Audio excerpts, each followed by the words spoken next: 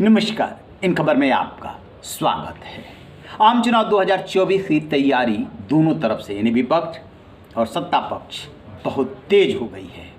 बेंगलुरु में 18 जुलाई को विपक्ष की बैठक होने जा रही है, जिसकी सदारत सोनिया गांधी करेंगे। कांग्रेस उसके होस्ट है और उससे एक दिन पहले वो दावत भी दे रही है। दूसरी तरफ 18 जुलाई को दिल्ली का सोका होटल में एनडीए की बैठक होने जा रही है, जिसके लिए बीजेपी के अध्यक्ष जेपी नड्डा निमंत्रण भेजने में लगे हुए हैं। इसी बीच एक बड़ी खबर ये आ रही है कि प्रयागराज यानी कि पुराना इलाहाबाद, वहाँ से अभिषेक बच्चन को समाजवादी पार्टी चुनाव मैदान में उतार सकती है। क्या अभिषेक बच्चन का फिल्मी करियर खत्म हो रहा है और अब वो राजनीति में आएंगे, या सिर्फ अफवाह भर है, चर्चा भर है? देखिए, राजनीति में होता क्या है कि ऐसी चर्चाएं चलती रहती है।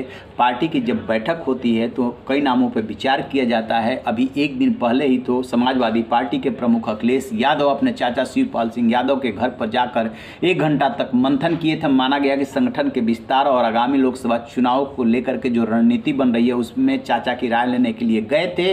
अभिषेक बच्चन का नाम उछला है। तो आपको बता दें कि उनके पिता यानी कि अमिताभ बच्चन प्रयागराज यानी तत्कालीन इलाहाबाद से 1984 में चुनाव लड़े थे और वहां से बहुगुणा जी को, जो कि पूर्व मुख्यमंत्री रहे, कई महत्वपूर्ण पदों पर रहे, उनको बुरी तरीके से हरा दिया था।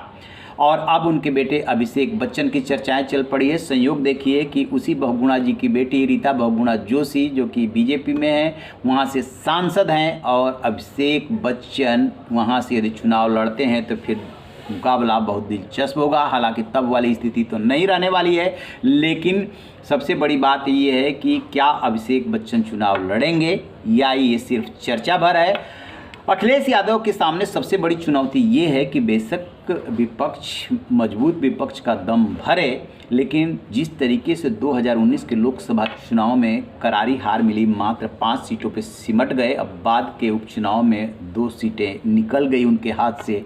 उसके बाद उनके सामने ये यक्ष प्रश्न है, ये चुनौती है कि कैसे यूपी में अपनी पकड़ मजबूत करें। उनकी राजनीति का आधार और ज़मीन सब कुछ उत्तर प्रदेश में है और उत्तर प्रदेश से होकर ही दिल्ली का रास्ता जाता है। यदि उत्तर प्रदेश में वो बीजेपी को कमज़ोर करते हैं तो फिर विपक्ष में उनकी नायक की भूमिका बनेगी, बड़ी भूमिका बनेगी, और यदि वो नहीं रोक पाते हैं तो फिर मुश्किल खड़ी हो जाएगी। 2019 का चुनाव बहुजन समाज पार्टी के साथ मिलकर के वो लड़े थे और उन्हीं के पहल पर गठबंधन हुआ था। मुलायम सिंह यादव और मायावती अपनी कड़वाहट भूल करके एक मंच पर आ गए थे, लेकिन उससे कोई खास फायदा समाजवादी पार्टी को नहीं हुआ। बहुजन समाज पार्टी तो जरूर 10 सीटें जीत गई थी, लेकिन समाजवादी पार्टी 5 सीटों पर ही सिमट गई थी।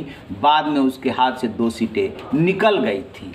तो ये है अखिलेश यादव की चुनौती कि इस बार तो बहुजन समाज पार्टी से कोई रिश्ता जुड़ता दिख नहीं रहा है अभी तक। हालांकि अभी समय है।